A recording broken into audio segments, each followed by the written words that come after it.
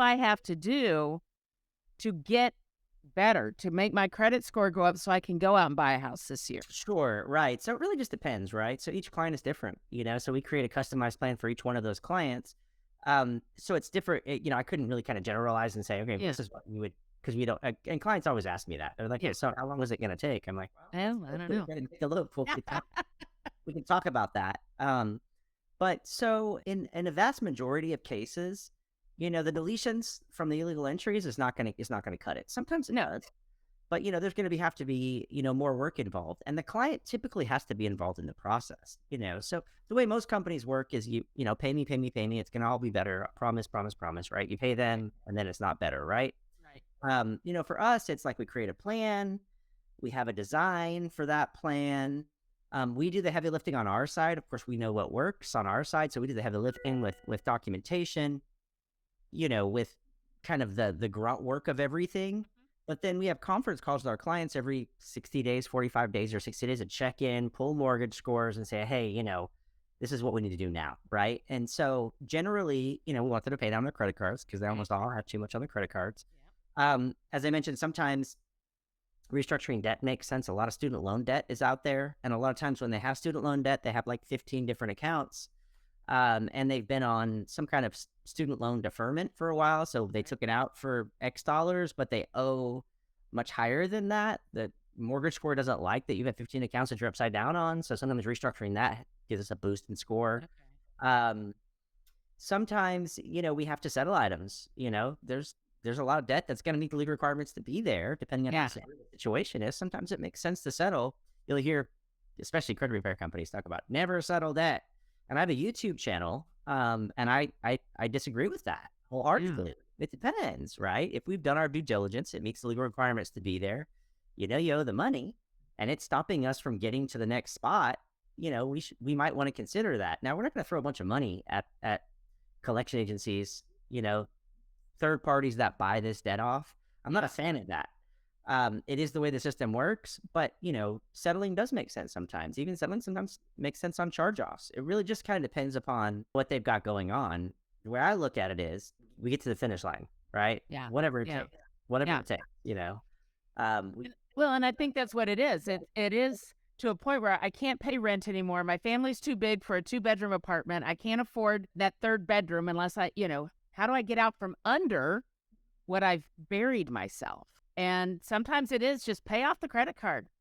Don't go out to eat 3 times a week or whatever. We see all that stuff all the time, right? Right. Oh, where are you spending your money? Well, Right. put the credit card away, cut them up, those sorts of things. Or at least create a budget, at least know what's going on. That's the thing that always shocks me is that a vast majority of Americans don't have a budget. They don't know what's going in, what's coming out. If they overspent for the month, they don't know, okay, well, here's my goal for the month and mess that up badly this month. But here, I'm going to make it up in the next month. Like they don't have a plan. Right. Which is pretty normal. I mean, most people aren't financially oriented. I wanted to sit down to spreadsheets and create a budget and track that every month, right? Yeah. So that's why, because you know what, I learned early on, I hire bookkeepers and I hire CPAs because I don't like any of that. It makes me sweat. And so, Right. but you've got to hire, there are people that like to do that. There are Right. people that like to look at numbers and understand them in a better way than my Credit Karma says I have this. And so I'll just pay off all my credit cards and then I'll do that. There's more Right. to it. There's more to Right. it. Right. And remember, Credit Karma, just while we're talking about it, it's not free. People think it's free. They're marketing to you, right? They're selling their information. They're marketing to you. Their goal is to get you to click on something and try to apply, and hopefully it works out, right? There's actually, litigation right now about, they're being sued by the federal government for kind of, deceptive marketing. Because they keep telling people they're ready for stuff, but they're not. They're just saying, go try, just try to apply. And And then that kind of, because then something else is, there's another ad on their page or there's something else that everything you click on, whoever's behind Credit Karma is getting a check. Absolutely. So, you bet they are. Yeah, you bet there. There's better services out there. We use a service called Smart Credit. There's also a system through FICO, which I really like. It's called My FICO. That will actually give you your mortgage score, the same score that the lender pulls. So there's better systems out there. So so when does somebody come to you? When does somebody call Justin and ask for help? Before COVID, 99% of our business came directly through lenders. We work with some pretty big lenders in the Dallas area. Work with, Supreme Lending and, Fairway Mortgage and Cross Country and, all of those, right? So most of our business would come in via lenders, but then when COVID hit, started marketing directly to the consumer. So if they come in, they find us on the internet, they find us on YouTube. We have some relationships with other people on YouTube that we do stuff with. So they come in that way, right? So if they just come in and they don't have a realtor or a lender attached to them, that's a different type of process. But for my clients that are trying to buy, that are personal referrals, I actually manage those clients myself, right? I deal with customer service that goes with that, for my lending clients. That situation is a lot different because you send a client to a lender, the lender sends the client to me. So now we're a team, right? Right. And we've all got to kind of be on the same page as to the expectations as to what this looks like.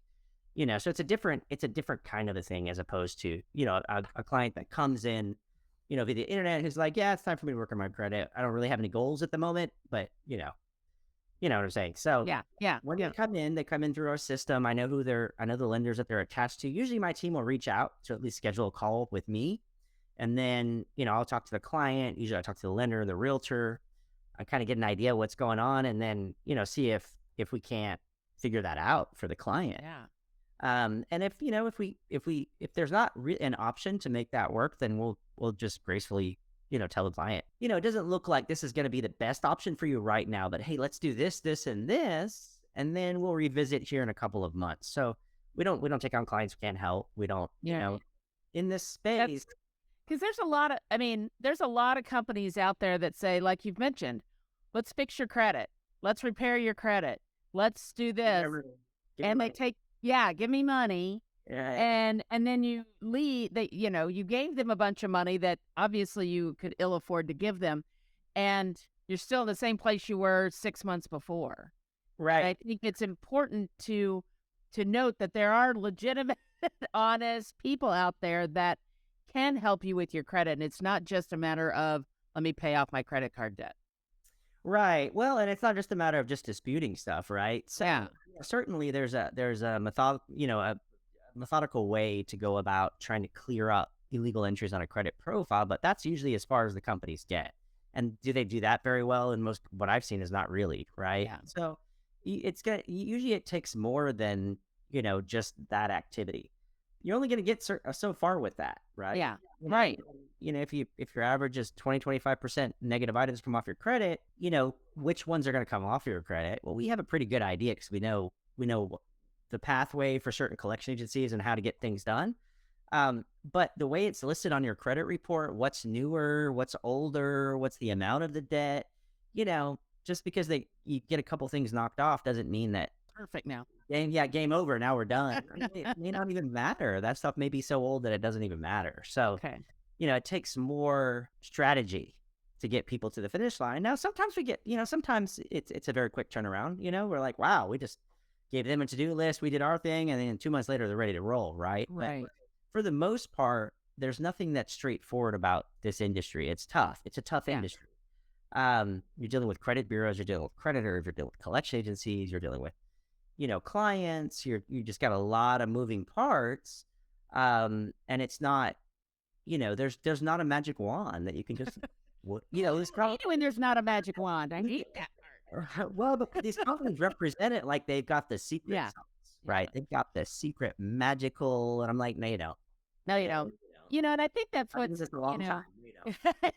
If there was a magic wand to this, I would have found it by now. Well, there's not. That's the thing.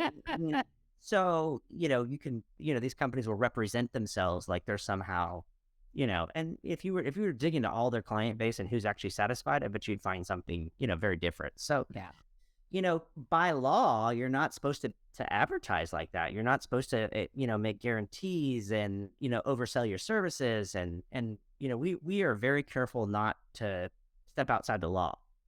So, we're licensed and registered with the state, we're bonded.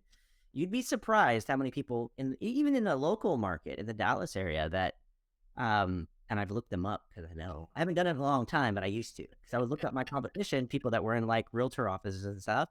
I'm like, you're not even like legal. Like, you don't even have a real company as far as the state is concerned. Wow. Yeah, so you can go to the Secretary of State. You know, if you were to search my name or my company's name, you're going to see me pop up. I'm current, never had a complaint, you know, because every year you have to notarize documentation, um, you know, that shows that there wasn't any type of issues. Doesn't mean that, you know, once in a while a client is unsatisfied. That happens That's sometimes, you know, neutral. Yeah. but you were sure to fix it, whatever that Yeah. looks like. You know, whatever that looks like to fix the problem, we'll do that.